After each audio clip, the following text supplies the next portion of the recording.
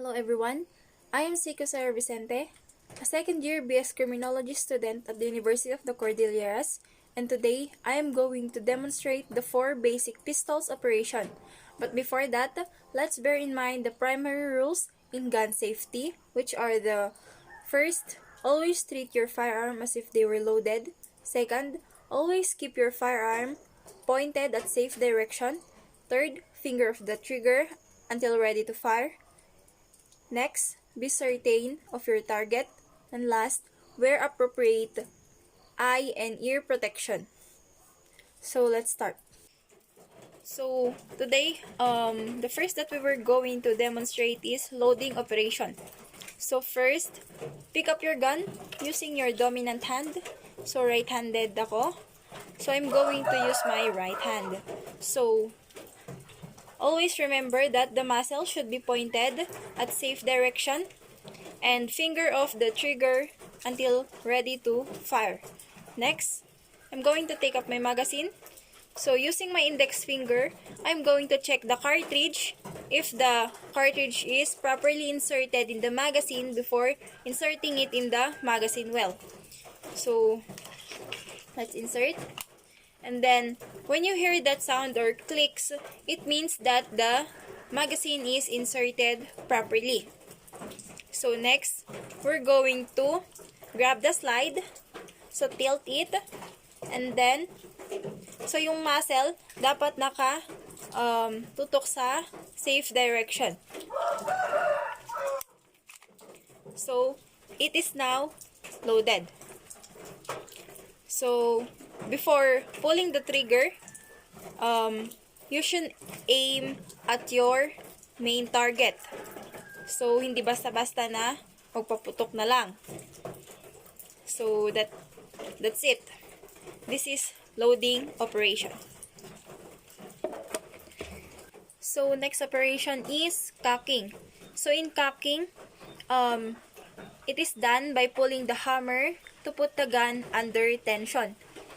So, it is only done when the hammer is in this position. So, kung kinasama siya, then, tapos hindi siya bumaba, you can pull down the hammer and then ready to fire na siya. So, that is cocking. So, next operation is unloading.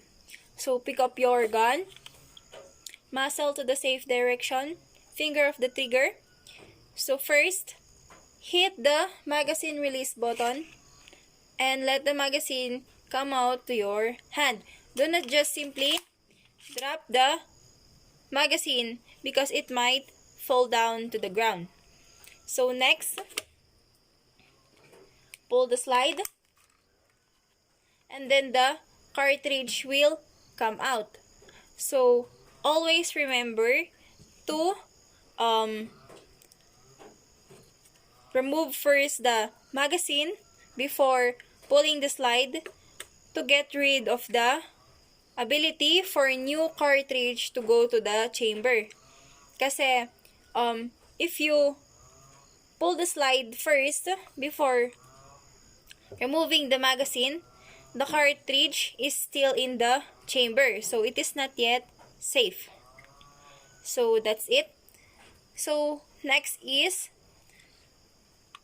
pull the slide again and physically and visually inspect if there are still cartridge in the chamber. So, when it is safe, it is now done, and this is the unloading operation. So, last operation is uncocking. So, uncocking is pulling the hammer of the gun, relax, so it is not in a position to fire. So, grab your gun, then slowly control the hammer and pull the trigger, slowly putting it back in its position. So it is now safe.